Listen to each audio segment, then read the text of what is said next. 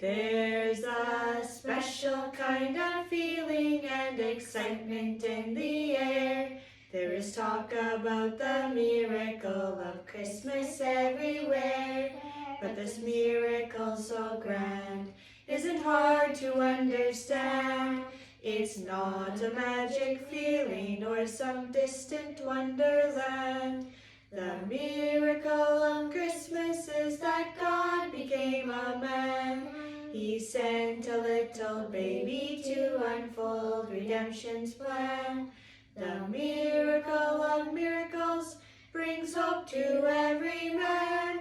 The miracle of Christmas time.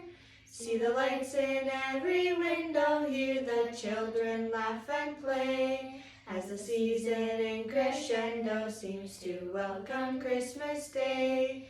But the reason for it all is a little babe so small, who left his throne in heaven for a lowly cattle stall.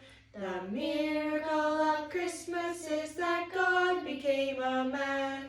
He sent a little baby to unfold redemption's plan. The miracle of miracles brings hope to